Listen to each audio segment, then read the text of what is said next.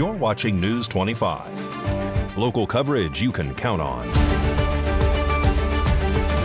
News 25 is brought to you by J.K. Nelson Law, voted best of Pahrump for 4 years. Give them a call, 775-727-9900. News 25 is also brought to you by Gunny's Air Conditioning and Heating, new, service, and repair. Call Gunny's, 775-727-6800.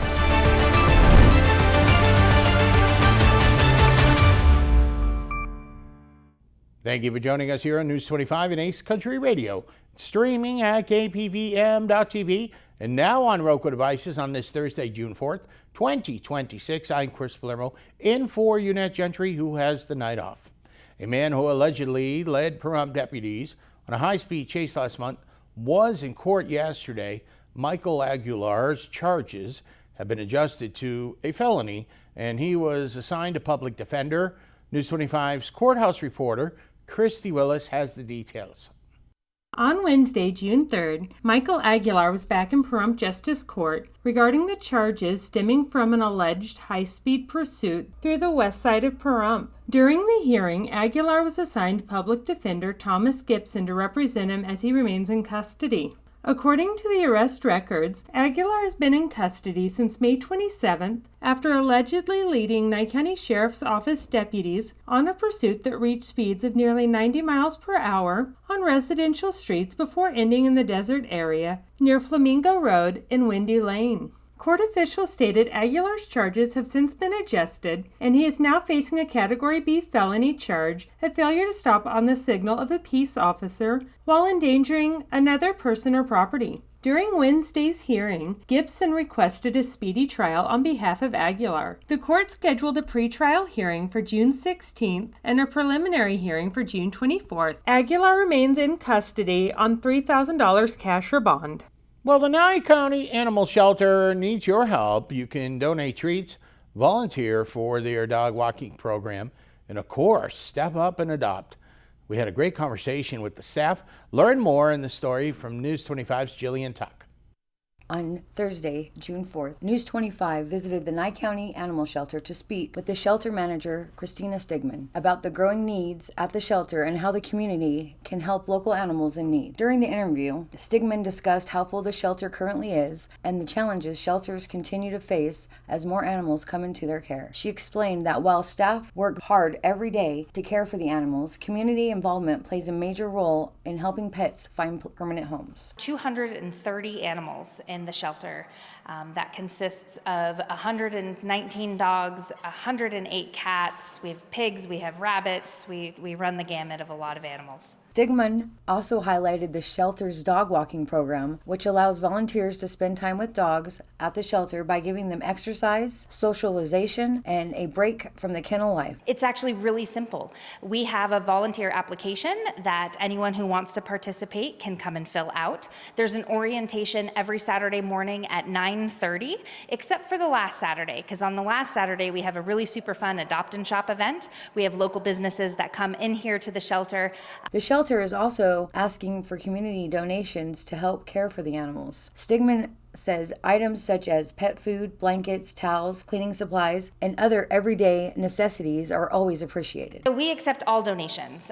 Treats are always accepted, cat litter, cat food, dog food, donations of blankets. We go through so many blankets because they just get soiled or the dogs like to rip them up because they get bored in their kennel. So blankets and sheets and towels. The only thing we don't take is pillows because that just becomes a mess and it can become an obstruction if they ingest them, and we just... For those interested in adopting, Stigman explained the process and the costs associated with bringing a pet home. She encouraged anyone considering adoption to visit the shelter and spend time with the animal to find the right fit for their family. So our adoption fee is $50, and that does include the animal being sterilized. It includes all of their vaccines. It includes their microchip, which has a lifetime registration. You get a fully vetted, healthy animal with that adoption. Stigman also shared important information for residents who come across a stray animal in the community. She says the best thing to do is contact animal control or the shelter so the animal can safely be checked for identification and reunited with its owners if possible. So if a resident finds finds a stray animal, the first call should be to the Nye County Animal Shelter. It actually is a law to notify animal control within 24 hours, not just to let us know that you found an animal, but also because owners do look for their pets, and one of the first places they call is us. So it lets us know that the animal is found, that it's safe, and that if an owner has called, we then have information to connect that owner with the finder. If you would like more information about volunteering, adopting, donating, or reporting a stray animal, you can contact the Nye County Animal Shelter directly. The phone number is 775-751-7020, and Animal Control is 775-751-6315. And a big story here. The San Diego Water Authority has a water surplus. A deal was struck on Wednesday that will have them draw less from the Colorado River, which would free up more supply for Nevada and other states.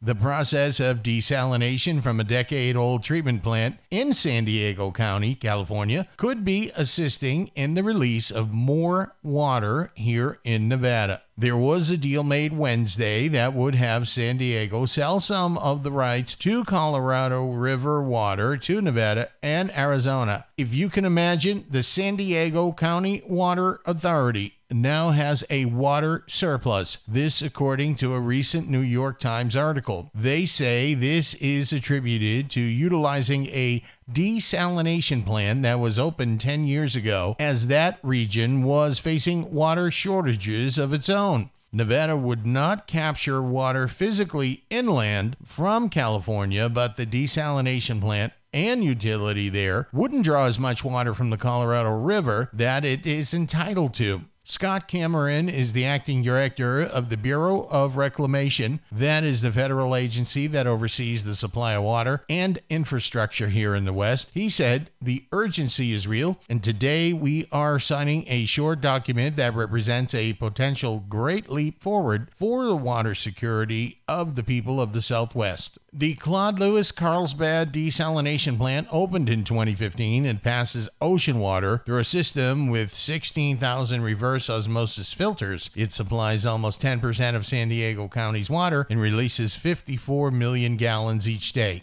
Sports and your weather forecast coming up. You're watching News 25.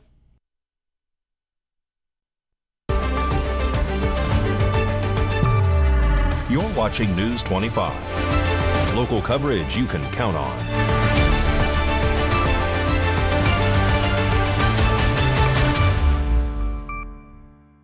Welcome back to News 25. Chris Palermo and Unette Gentry has the night off. Sports Now with Mikey Rohan, and he has info on registration for the Youth Sports Festival. And we're just about underway with Game 2 of Stanley Cup Finals action with the Vegas Golden Knights playing in North Carolina and hoping to go up by 2 games.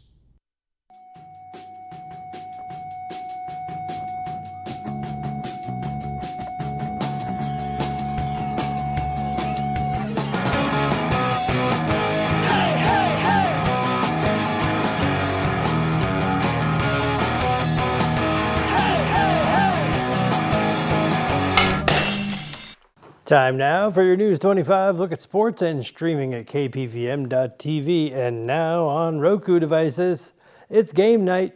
The Vegas Golden Knights are back in action tonight for Game 2 of the Stanley Cup Final in Raleigh, North Carolina. At stake is a huge 2-0 series advantage against the Carolina Hurricanes before the series shifts to Las Vegas. In hockey terms, that's the difference between feeling comfortable on your flight home and checking your seatbelt every 30 seconds. Vegas took Game 1 in what turned into an instant classic. The teams were either tied or separated by just 1 goal for 98% of the game. The other 2% was apparently reserved for fans trying to remember how to breathe.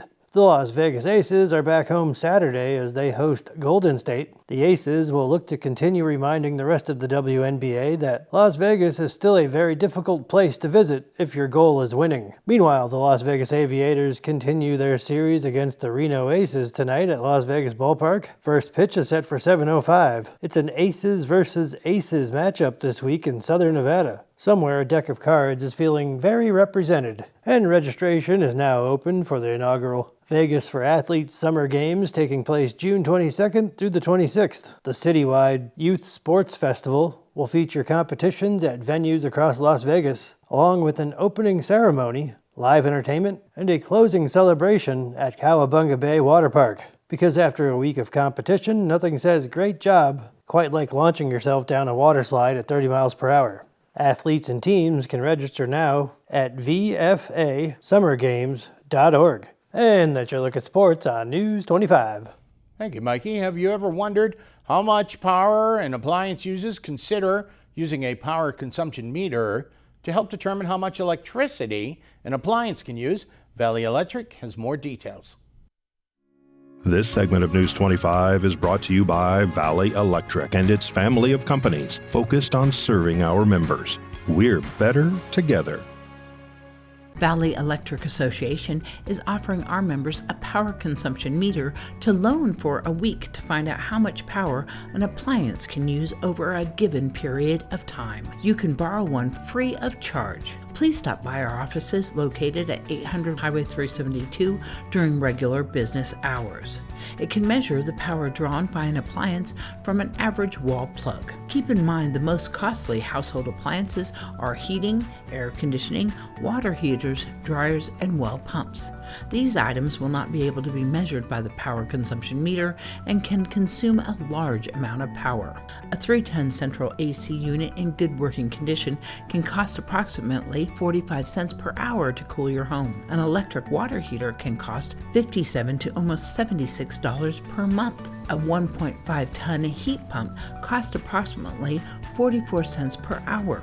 An oven can cost 35 cents per hour to run. A clothes dryer is approximately 29 cents per load. A swimming pool pump is 23 cents per hour. A refrigerator in good working condition is $10.87 per month, while a chest freezer is approximately $6.64 per month. Your dishwasher can cost 15 cents to 33 cents per load, while a ceiling fan can cost less than 1 cent per hour, which is about the same as your desktop computer. It only costs about 2 cents per brew to have a cup of coffee. The same cost to watch your TV for an hour. Valley hooked up a power consumption meter to several appliances to demonstrate how the meter works and the effect on everyday items such as a window AC unit, a radiator heater, an air fryer, a hair dryer, a cell phone, and a lamp. The meter measured that it cost 14 cents to run a small window AC unit for about 2 hours. It cost 39 cents to run the room heater for the same amount of time. It cost 13 cents to run your air fryer under an hour. It cost 1 cent to charge your phone, also about the same amount to run a hair dryer and a table lamp. Please keep in mind that appliances vary in electrical consumption and can use more or less power than these examples. For more information, you can give us a call at 775-727-5312, or you can visit our website at vea.coop.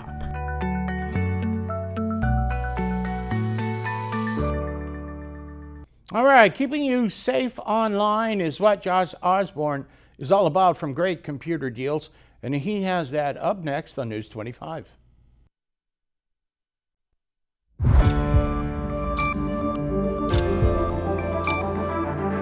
You're watching News 25. Local coverage you can count on.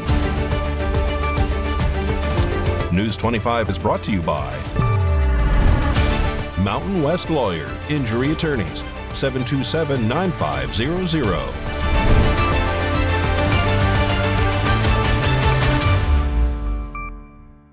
Welcome back to News 25. Chris Palermo in for Unette Gentry tonight, who has the night off. Josh Osborne from Great Computer Deals is here again to help you stay safe online. He says, be careful who you fall in love with in cyberspace. They might not be sincere. Hey guys, Josh Osborne here with Pahrump's own Great Computer Deals. It's time for another quick tutorial. Today we are wrapping up our new video series called The Top 5 Ways That Scammers Try to Get to You. I encourage you to watch our past videos. There's some really good information. Method number 1 that we talked about in our first video was fake tech support calls. Method number 2 was what we call fake tech support pop-ups. Method number 3 is what we call overpayment scams. And number 4 is what we call bank impersonation calls. Today, we're going to discuss method number 5, which we call romance and friendship scams. Now, the first one is pretty obvious what you might think that would be. It's where there's a lonely person looking for some companionship and friendship, and they sign up on one of those dating sites, and the person that they're talking to is not who they think it is. It's a scammer. It's a person that's going to probably eventually ask for money of some kind. So you have to be wary. Don't let your loneliness and your kind-heartedness be used against you, because there's some really terrible people that are out there. Now, the other one that we see is what we call friendship scams, and those don't always take place on a dating site or app typically. A lot of time, it's just a text message that comes to your phone one day with a very random message like, hey, how are you doing today? It might come in via a Facebook message or an email, or maybe one of these other instant messaging sites that you use. What they're trying to do is kind of fish for a conversation to get started. And these scammers are really good. They know exactly how to talk to you, how to gain your trust. And I've seen in many cases, these scammers are investing weeks and sometimes months of conversation and dialogue back and forth, trying to convince this person that they are 100% legit. But here's what's gonna happen at some point. That scammer is going to ask for money. They're going to claim that maybe there's a medical emergency that they're going through, or they have a friend or family member that is going through hard times and needs money, and they're going to pull at that person's heartstrings, trying to use their kind heart against them. It's terrible that this happens, but again, it's 2025. There are a lot of really bad people out there right now, so you have to be on guard for these kind of things. So we encourage you, do not engage in these random conversations, because 99.9% of the time, if you don't know who that is that you're talking to, they're probably a scammer. That right there was method number 5. That wraps up the video series. Again, be sure to go back and watch all the first 4 methods that we've already discussed. And just know, we have your guys' back. We're gonna keep making these videos, keeping you guys up to date on all the different scams that are out there, keeping you safe so you do not become another victim. Anyway, thanks for watching. We'll catch you guys on the next quick tutorial.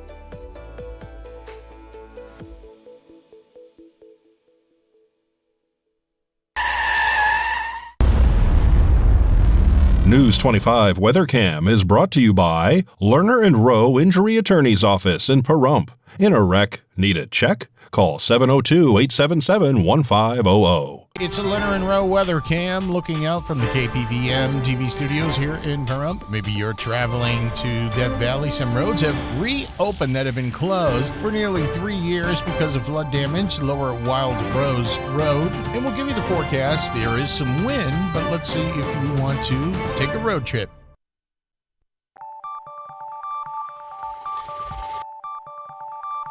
Weather is sponsored by the Nevada Dairy Farmers and the Dairy Council of Nevada, sharing the love of all things dairy. Celebrate the best moments with milk. Milk the moment. And the weather is also brought to you by the Ponderosa Dairy, Nevada's largest dairy, fresh from our farm to your table.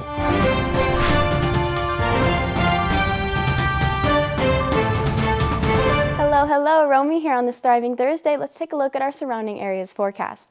Fernley, we have a high of 90, Fallon at 91, Carson City at 89, Tonopah, Twinning at 89 as well, Goldfield with a high of 91, Beatty at 100, Amargosa 105, Las Vegas at 106, and Death Valley at 115. Currently here in Pahrump, it is 100 degrees. The high today was 102. Winds coming from the south at 11 miles per hour, humidity at 8%, and the sunrise was at 5:26 a.m. this morning. And tonight, the sunset will be at 7:57 p.m., humidity at 14%, winds coming from the southeast at 9 miles per hour, and the low will be 70 degrees. Now let's take a look at our 7-day forecast. On Friday, we have a high of 102 with a low of 73. Saturday, it'll be a bit windy with winds of up to 19 miles per hour. The high will be 98 and the low will be 69. Sunday, the high will be 94 with a low of 65. Monday, a bit breezy with a high of 91 and a low of 66. Tuesday, breezy as well with a high of 90 and a low of 63. Wednesday, a high of 89 with a low of 62. And Thursday, a high of 89 with a low of 63. And that was the weather. Now back to the desk. Here's Chris. Thank you, Romy. It's a good day to go roaming. And if maybe you were driving through Red Rock Canyon today, Thursday, 1:47 p.m., we had an earthquake registering 4.1. It was 14 miles west of Las Vegas, which led us to be about 7 miles west of Summerlin South. So we'll keep you updated on that. There were no reports of any damage or injuries. That'll just about do it for all of us here tonight. Chris Palermo In for Unette Gentry, make it a great night.